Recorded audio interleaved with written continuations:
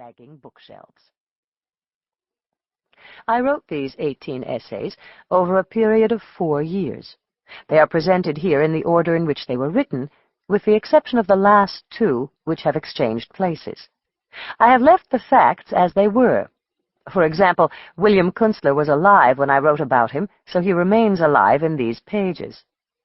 Over the course of those years, my son was born, my daughter learned to read, my husband and I turned 40, my mother turned 80, my father turned 90.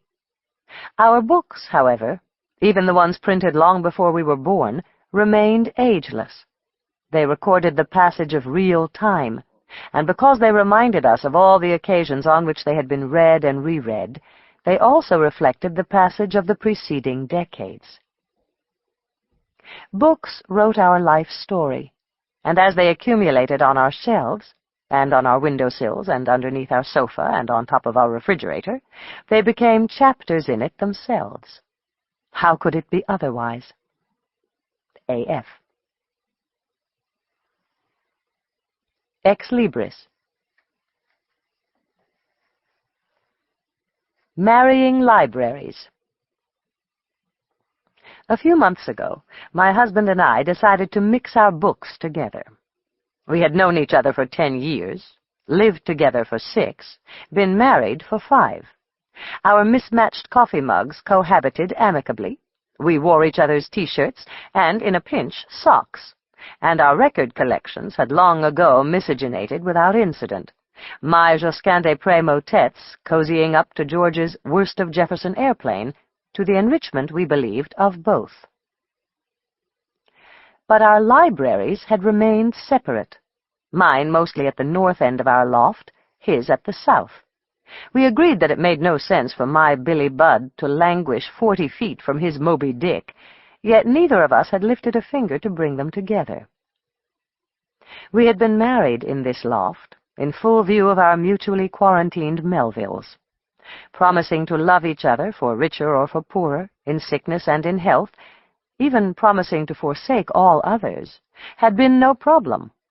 But it was a good thing the Book of Common Prayer didn't say anything about marrying our libraries and throwing out the duplicates.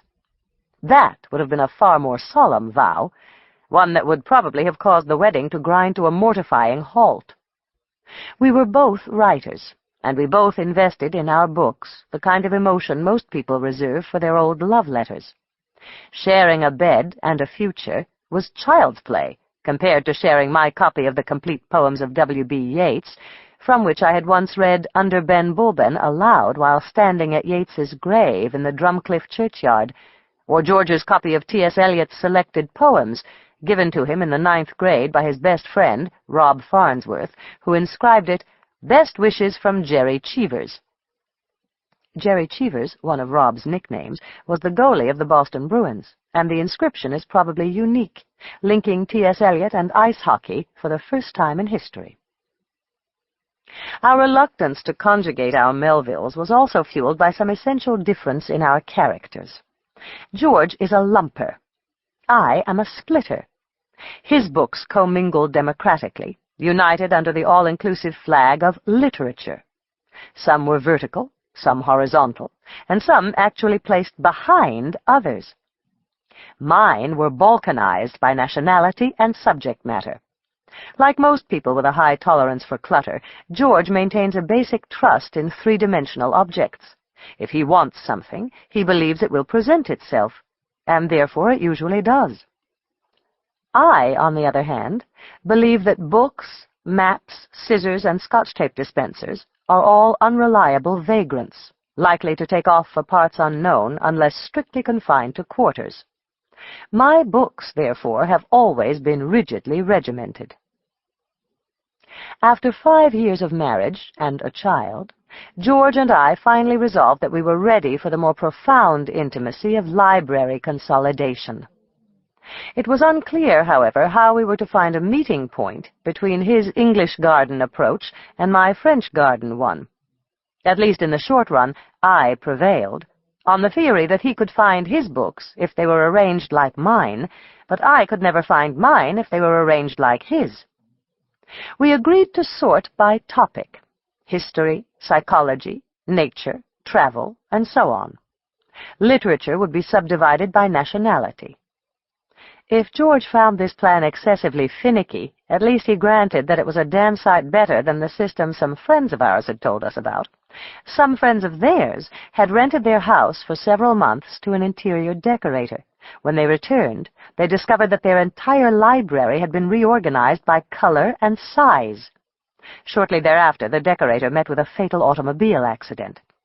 I confess that when this story was told, everyone around the dinner table concurred that justice had been served.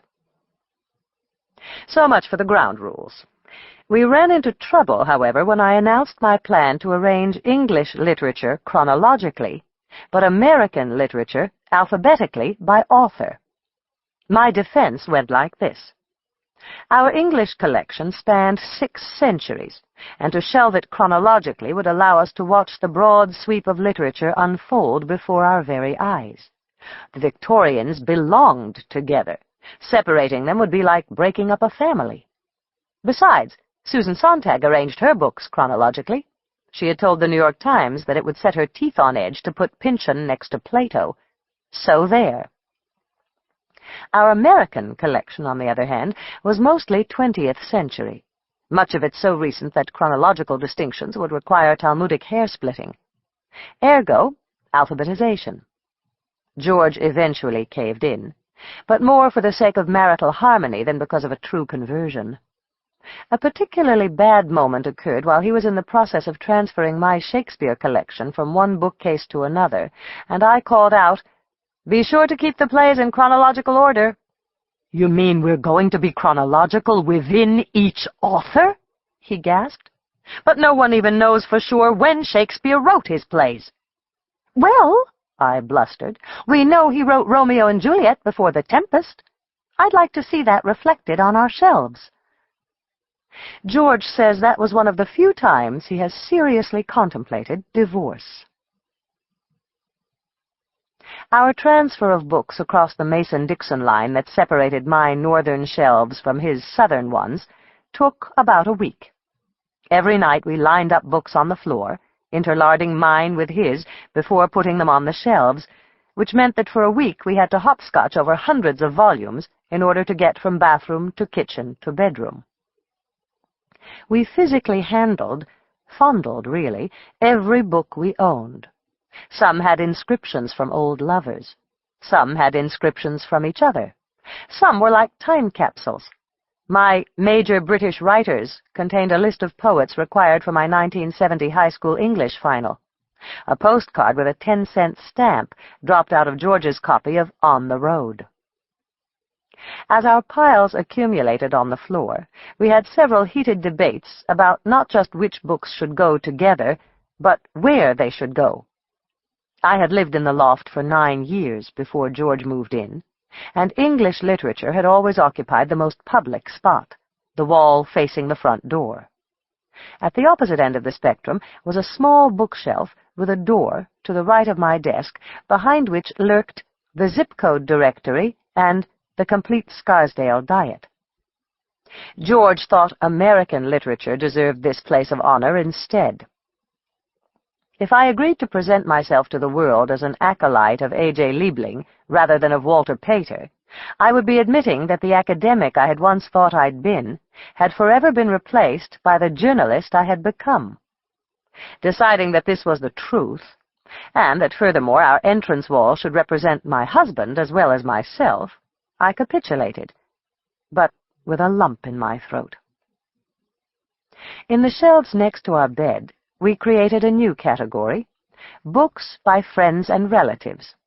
I'd gotten the idea from a writer friend, now represented on these shelves herself, who had done the same, saying it gave her a warm feeling to have so many of the people she loved gathered together in one place. George was initially dubious. He felt it was potentially insulting, for example, to banish Mark Helprin from the American literature canon, where he had once reposed alphabetically next to Ernest Hemingway, and force him to bed down instead with Peter Larangis, the author, under a female pseudonym, of 16 volumes of The Babysitter's Club. Eventually he changed his